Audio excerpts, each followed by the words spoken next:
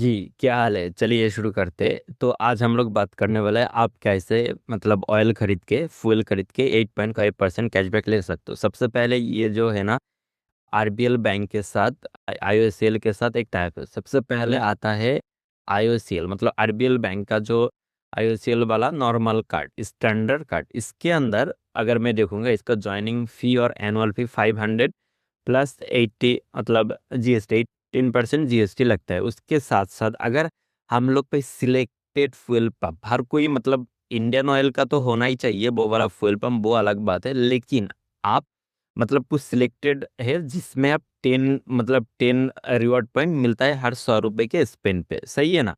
फिर उसके बाद अगर कोई ये जो रिवॉर्ड पॉइंट है इसका वैल्यू है आपको 50 पैसे के, मतलब 100 रुपये। अगर आपको 10 रुपीज मिल रहा है मतलब 10 पॉइंट मिल रहा है तो इसका मतलब आपको 5 रुपीज मिल रहा है, सही है ना।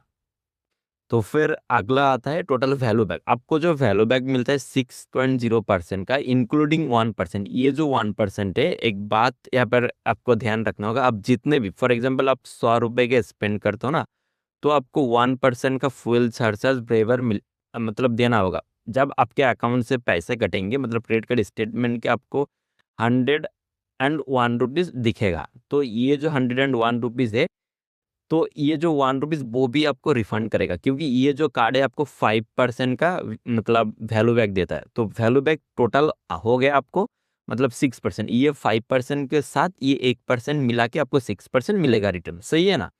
उसके बाद आती है आपका एनुअल सर्विस। ये जब 500 प्लस 80 का मतलब टोटल ये जो आपका जो हो ना 590 का होगा, 18% लगा के।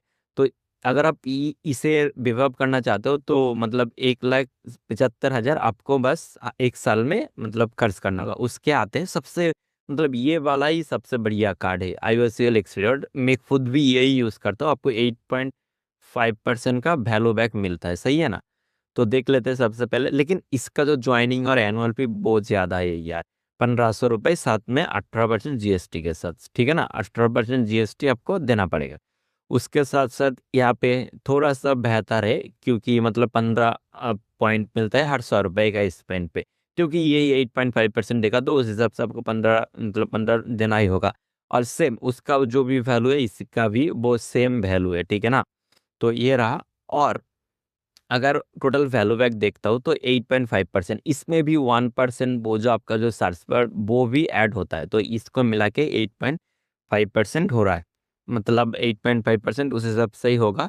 उसके अलावा अगर इसका मतलब मतलब वो जो ज्वाइनिंग फी 1,500 रुपये प्लस 18% जीएसटी अगर आप रिमूव करना चाहते हो तो 2,75,000 आपको हर एक साल में इस्तेमाल करना मतलब करना होगा। एक और बात जो हमने यहाँ पे ऐड नहीं किया लेकिन वो आपको ध्यान रखना बहुत ही जरूरी है, कि अगर कोई भी रिडीम करता हो, मान के चलो आपके पास 100 रिवॉर्ड पॉइंट है, तो उस टाइम पे भी आपको 199 या आई थिंक 100 रुपीज का वो एक रिडेम्पशन चार्ज इंक्लूडिंग 18% जीएसटी के साथ वो लोग चार्ज करेंगे, ठीक है ना। ये आपको ध्यान रखना होगा। जिस भी मतलब अगर आप एक्स्ट्रा में भी करो या स्टैंडर्ड में भी किसी में अगर रिडीम कर रहे हो ना, तो आपको 99 प्लस 18% का जीएसटी मतलब 99 या 100, I am not sure about that thing, but हो सकता है। अब 100 मान के चलो कि आपको 118 रुपये देना होगा, तो मतलब वो रिडीम के लिए वही बात। और थैंक यू वीडियो यहाँ तक देखने के लिए, आपका बहुत बहुत शुक्रिया। प्लीज़ लाइक कीजिए, सब्सक्राइब कीजिए। और